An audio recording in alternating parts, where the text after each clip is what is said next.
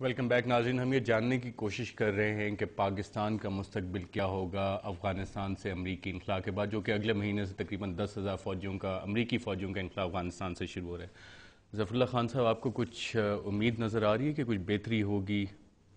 دیکھیں، جہاں تک وہاں انخلا کی بات ہے، اس پہ تو امریکن پالیسی میکرز بھی ڈیوائیڈڈ ہیں. اگر آپ نے سینیٹر مکین کا، سینیٹر لیبرمین کا اور اس کا پڑھا ہے لینڈے سے کا بیان، تو انہوں نے کہا ہے کہ اٹ از پری میچور. لیکن 2014 تک ہو جائے گا. ہاں، تو ایون وہاں بھی اوپینین ڈیوائیڈڈ ہے.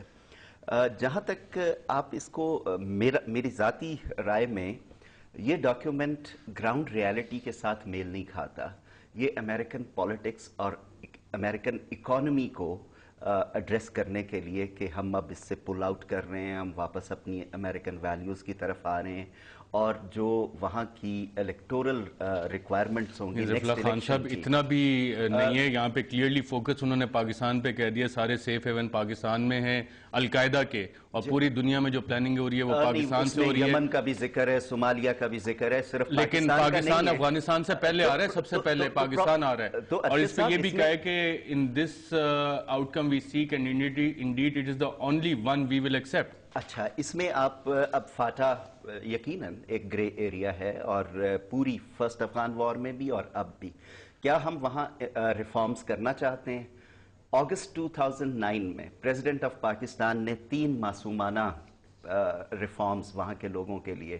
ایف سی آر میں کولیکٹیو پنشمنٹ سے خواتین، 65 سال سے بڑے بزرگوں اور بچوں کو نکال دیں.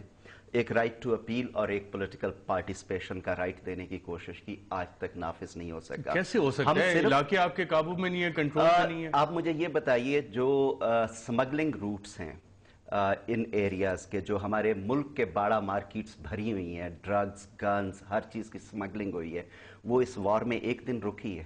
آج بھی رپورٹس ہیں کہ ایک ایجنسی سے ملینز کی سمگلنگ ہوتی ہے. تو ہم نے وہاں پہ ایک اکانومی آف کیوس کو ڈیلیبریٹلی سسٹین کیا. اب تو سارے تقریباً ٹرائبل ایجنسیز میں فوج بیٹھی ہے. کیا ظفر اللہ صاحب یہ کہہ رہے ہیں کہ فوج کی موجودگی کے باوجود یہ سمگلنگ جاری ہے؟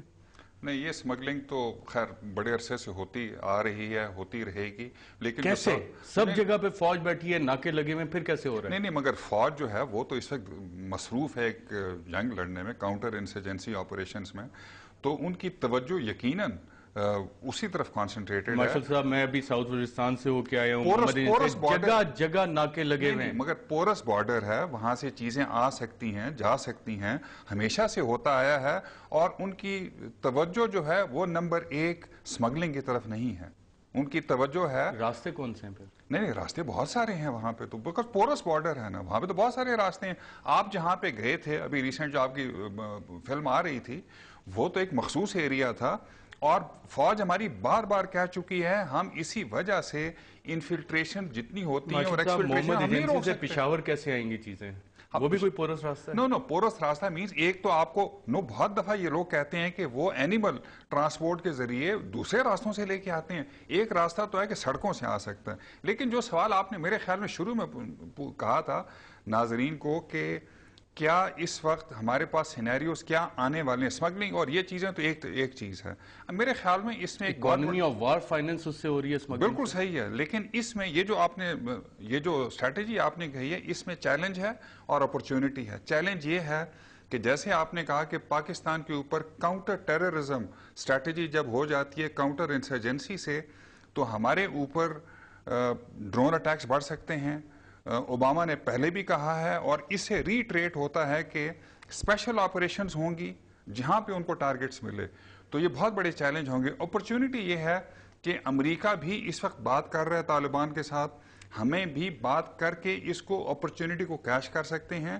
اور اس جنگ کو جو کہ ختم کرنا تقریباً لوگ کہتے ہیں ناممکن ہو گیا ہے، شاید ہم اس کے لیے کچھ کر سکیں اگر ہم اس کی اسٹریٹجی جیسے آپ کہہ رہے ہیں لکھ کے بناتے ہیں، قوم کو بتاتے ہیں. مارشل صاحب، یہاں پہ ہم ایک وقفہ لینا ہے. ناظرین، وقفے کے بعد جب واپس آئیں گے تو گفتگو کا سلسلہ جاری رکھیں گے.